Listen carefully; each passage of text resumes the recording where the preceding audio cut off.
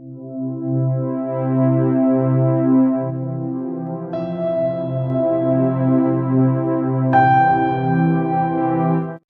हम लोग study direction channel के माध्यम से बिहार विद्यालय परीक्षा समिति पटना के द्वारा जितने भी छात्र बिहार से पढ़ रहे हैं उनके लिए क्लास 10 के स्टूडेंट को मैथ का सिलेबस सबसे पहले जानते हैं।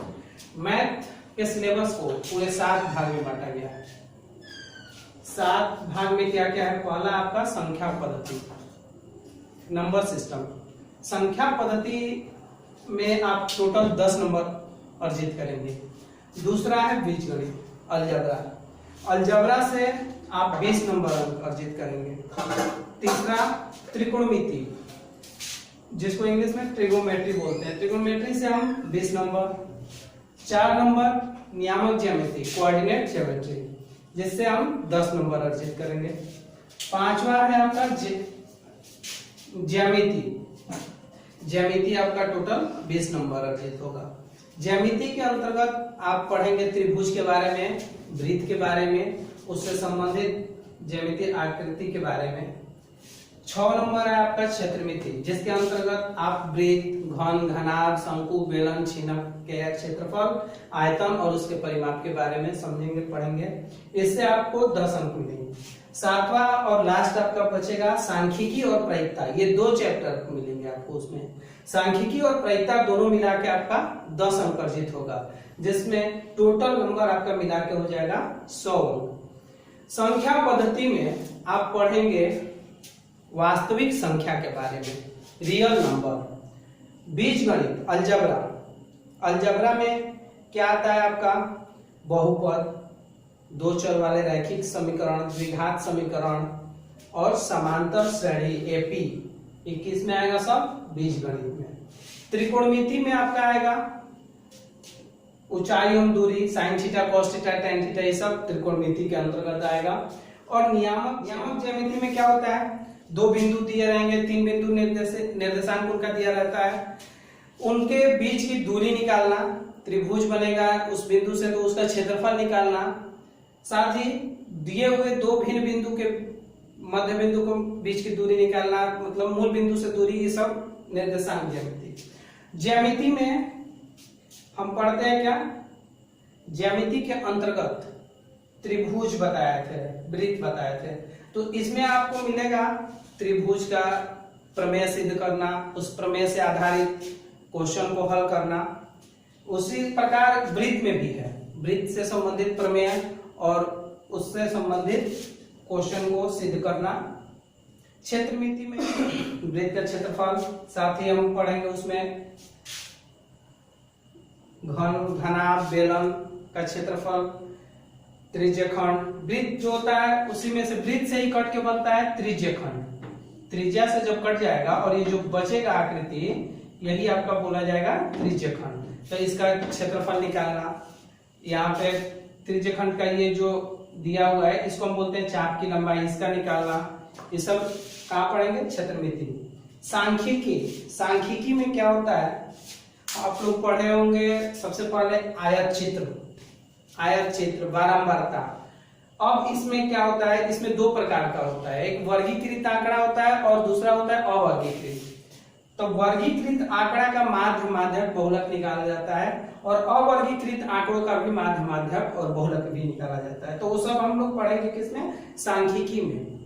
और लास्ट आपका है प्रायिकता, जिसमें प्रोबेबिलिटी इंग्लिश में बोलते हैं, उसके बारे में भी पढ़ेंगे। जैसे कि यह एक आयत हुआ, इसके अंदर यह वृत्त है, तो क्या इसकी संभावना है? संभावना के बारे में पढ़ेंगे प्रायिकता में, कि अगर हम कुछ भी डालेंगे तो इस वृत्त के अंदर जाएगा। अब होता है इसमें प्रायिकता में 2 प्रकार का संभावना। एक होता है जो निश्चित होता है। क्या होता है? निश्चित। कोई भी घटना अगर घटित होना निश्चित है तो उसका प्रायिकता का मान हमेशा 1 होता है। साथ ही कोई घटना अनिश्चित हो, मतलब जिसकी घटित होने की संभावना न हो, तो जिस घटना के घटित होने की संभावना न हो उसकी प्रायिकता 0। और एक बात हमेशा याद रखिएगा कि प्रायिकता का जो मान होता है, पीई से सूचित किया जाता है, ई फॉर होता है इवेंट, घटना। तो प्रायिकता का मान हमेशा 0 से बड़ा बराबर छोटा होता है किससे? 1 के बराबर। प्रायिकता जब भी होगा ना ही निगेटिव होगा ना ही 1 से बड़ा होगा, हमेशा रहेगा तो उतना ही। पहला चैप्टर आपका है वास्तविक संख्या।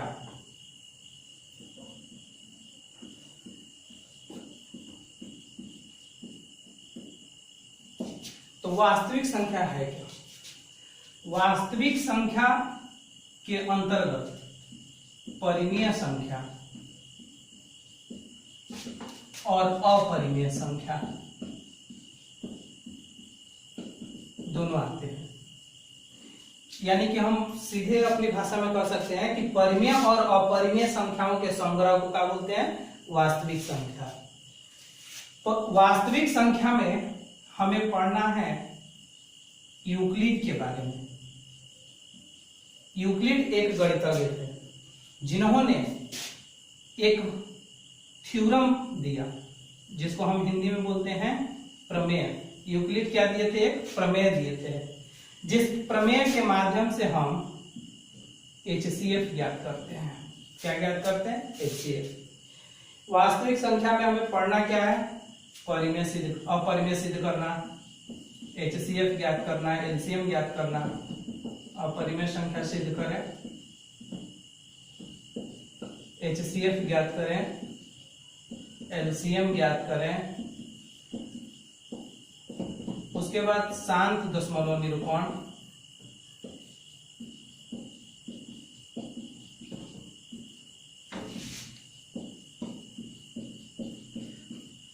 उसके बाद अशांत। इतना हमें पढ़ना है इसमें। तो सबसे पहले हम लोग जानते हैं कि यूक्लिड का प्रमेय है क्या। तो हम लोग अपने पढ़े हैं क्या पहले कि HCF बराबर, HCF ज्ञात करना होता है जैसे कि 2 और 13 का निकालना है। तो छोटा वाला अंक से बड़ा वाला अंक को क्या करते हैं? कटाते हैं। 2 से 13 में भाग देंगे, 6 बार में कट गया 12, जितना शेषफल बचेगा अब इससे फिर भाग देंगे इस भाजक को 2, एक 2 बार में कटेगा, 1 से 2। तो लास्ट में जिस पद से कटता है वही हमारा क्या होता है? HCF।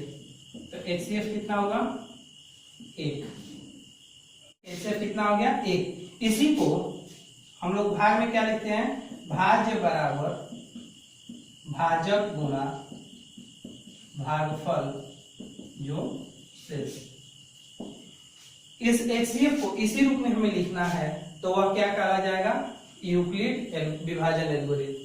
जैसे पहला क्रम हमारा यहां से यहां तक का है, तो इसमें भाज्य हमारा कितना है? 13। भाजक कितना हुआ? 2। भागफल 6, शेषफल 1। फिर अब आगे बढ़ते हैं तो दूसरे क्रम में यहां पे हम किए हैं काम। तो दूसरे क्रम में हमारा भाज्य कितना हो गया? 2। भाजक 1, भागफल 2 और शेषफल कितना आ गया? 0। कट गया यानी 0 बचा। तो यहाँ पे अंतिम बार जैसे कटा वही हमारा क्या होगा? HCF। तो वही हम यूक्लिड विभाजन जो प्रमेय का है, यूक्लिड थे, उन्होंने एक प्रमेय प्रतिपादित किया था जिसके अंतर्गत 2 धनात्मक पूर्णांक A और B, 2 धनात्मक पूर्णांक A और B दिए रहने पर Q और अद्वितीय पूर्ण संख्या Q और R इस प्रकार विद्यमान है कि A बराबर BQ प्लस R, और R जो होता है 0 से बड़ा बराबर R, लेकिन हमेशा B से क्या होता है? छोटा। तो यही हम अपने भाग में पढ़े क्या?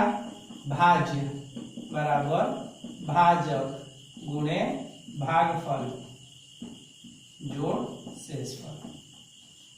तो यहाँ पे जो R है रिमाइंडर शेषफल है। शेषफल का मान हमेशा क्या होता है? 0 के बराबर या उससे बड़ा होगा, लेकिन भाजक से क्या आएगा? छोटा। भाजक से जब तक वो बड़ा आएगा तब तक उसे हम क्या करते हैं? कटाते रहते हैं। तो यही जो है यूक्लिड विभाजन प्रमेयिका कहलाता है। और प्रमेयिका क्या होता है कि यह पहले से सिद्ध किया हुआ है। इस कथन स्टेटमेंट का प्रयोग हम दूसरे कथन को सिद्ध करने में करेंगे तो यह हमारा क्या कहलाएगा? प्रमेयिका। अब हम लोग यूक्लिड विभाजन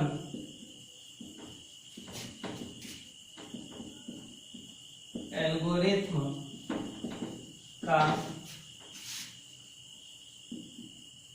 प्रयोग कर HCF ज्ञात करने के बारे में जानेंगे। पहला क्वेश्चन आपके लिए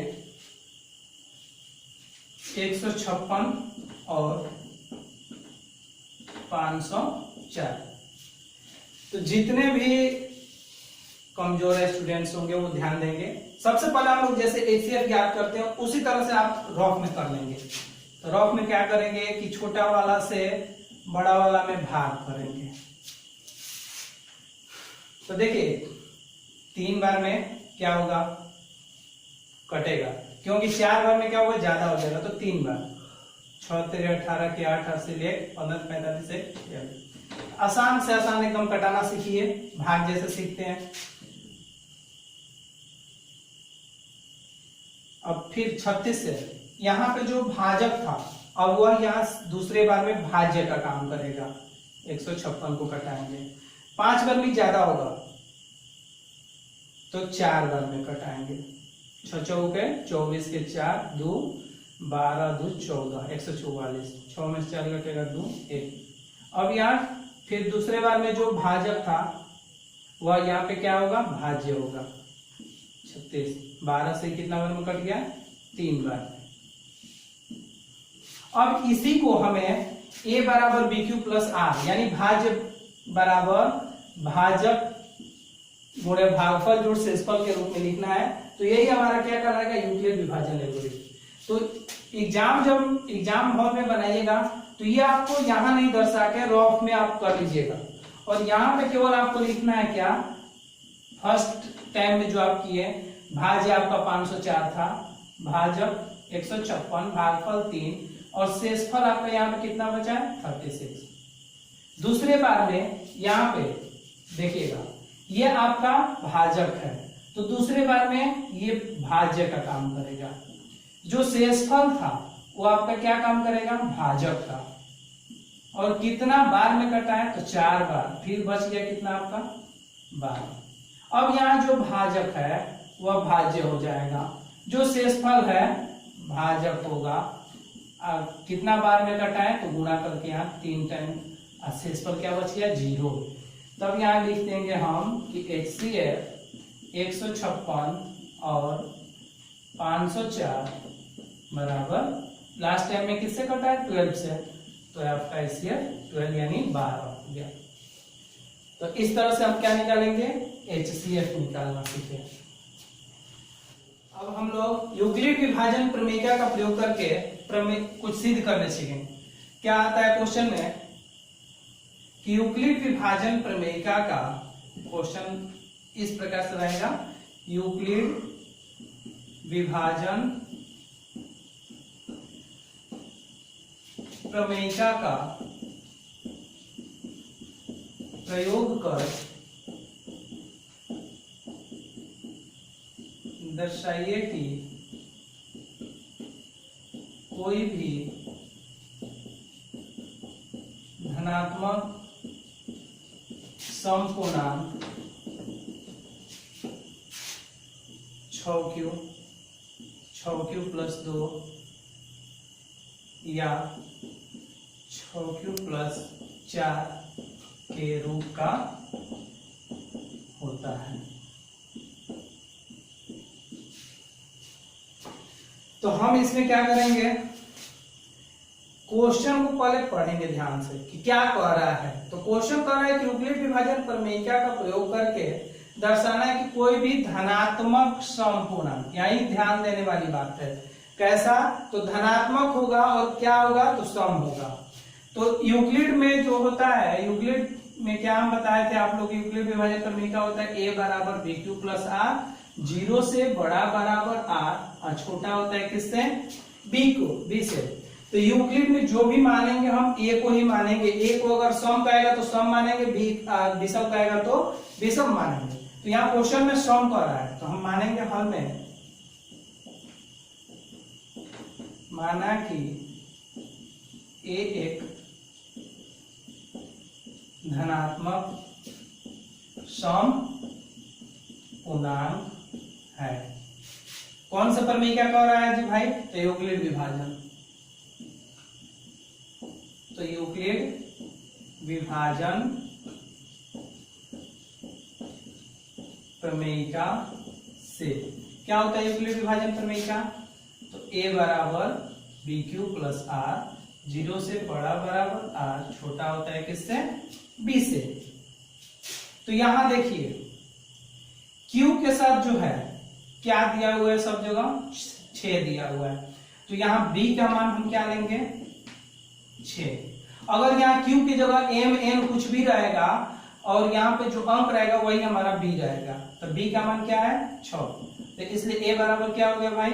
तो 6q प्लस आर, जीरो से बड़ा बराबर r, और b का मान क्या यहाँ पे हो जाएगा? b के जगह पे अब लिखेंगे यहाँ पे 6, क्योंकि b यहाँ पे कितना दिया? 6। तो हमारा शेषफल संभवतः क्या क्या होगा? तो वही लिखेंगे r के संभावित मान, यानी काल्पनिक, कल्पना कर सकते हैं कि क्या होगा। क्या क्या होगा भाई संभावित मान? तो संभावित मान देखिए यहाँ पे, यहीं से आपको पकड़ना है। क्या होगा शेषफल का मान? 0 से बराबर होगा या उससे बड़ा, लेकिन 6 से क्या होगा? छोटा। यानी कि 0 से लेके कहां तक जाएंगे? 6 से छोटा 5 आएगा, तो 5 तक लेंगे। 0 1 2 3 4 5 तक ले लिए। अब इन सभी मानों को यहाँ बारी बारी से रखेंगे और रख के हमें देखना है कि सम आएगा कि विषम, वो आपको हम समझाते रहेंगे। यहाँ पे देखिए जब r का मान हम 0 लेते हैं, a बराबर 6q प्लस 0 को किसी भी संख्या में जोड़ा जाता है तो वही संख्या हो जाती है, यानी a बराबर क्या आ गया? 6q। अब आप यहाँ पे q का कुछ भी मान रखिए अपने मन से, 0 छोड़ के, क्योंकि 0 रखेंगे तो ये 0 हो जाएगा, तो इसका वैल्यू ही खत्म हो जाएगा। यहाँ पे q का कुछ भी मान रखिए, 1 रखिए, 2 रखिए, 3 रखिए, उससे कोई मतलब नहीं है। 1 रखेंगे तो 6 एकम 6, क्या आया? सम। 2 रखेंगे 6 दूनी 12, सम। 3 रखेंगे 6 3 18, सम। सम पूर्णांक क्या है? जो 2 से पूरा पूरा पड़ जाए वो सम। तो यहाँ पे q का कोई भी मान रख रहा है तो क्या आ रहा है? सम पूर्णांक। क्या आया? सम। फिर उसी तरह r का मान 1, तब a बराबर 6q प्लस 1। ये नहीं जुटेगा क्योंकि इसके साथ q है और इसके साथ कोई भी q नहीं है, तो यहाँ पे अंक है और चर मान है, यहाँ पे केवल अंक है, तो ये जुटेगा नहीं। और एक बात, सम में जब भी विषम संख्या जोड़ा जाता है तो हमेशा विषम आता है। यहाँ q का मान रख के आपको बताया कि ये क्या आया है? सम। तो अब सम को विषम में जोड़िए, 6 1 7, 2 रखेंगे तो 6 दूनी 12 1 13, विषम आ रहा है, तो ये क्या हो गया आपका? विषम पूर्णांक। क्या होगा? विषम पूर्णांक। अब क्या रखेंगे? r बराबर 2, तब a बराबर 6q प्लस 2।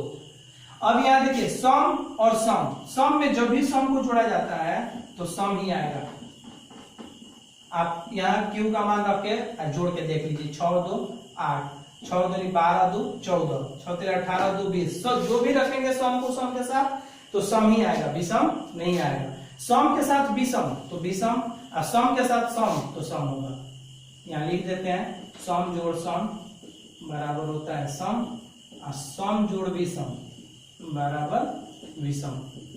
ये बात याद रखिएगा। जिस तरह से हम लोग परिमेय और अपरिमेय का जोड़ घटा गुणा करते हैं तो अपरिमेय होता है, उसी प्रकार से सम और विषम को जब भी जोड़ेंगे तो विषम ही आएगा।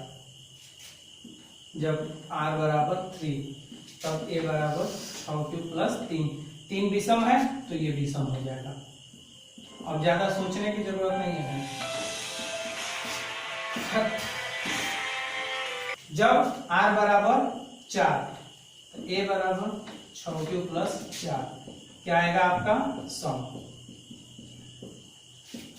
फिर r बराबर 5, तब a बराबर क्या है? ये विषम पूर्णांक।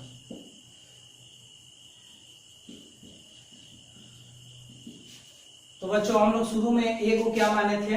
क्वेश्चन कर रहा है धनात्मक सम, और ए को क्या माने थे हम, सम। तो इसलिए जो इसमें सम आया था केवल वही लिखेंगे, विषम वाले को छोड़ देंगे। लिखेंगे यहाँ पे, चूंकि ए एक धनात्मक समपूर्णांक है, अतः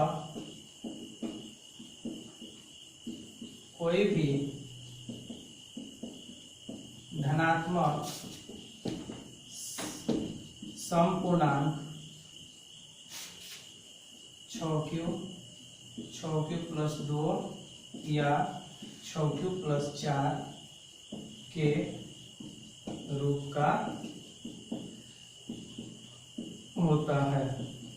यही हमें क्या करना था, दर्शाना था, जो दर्शा दिए।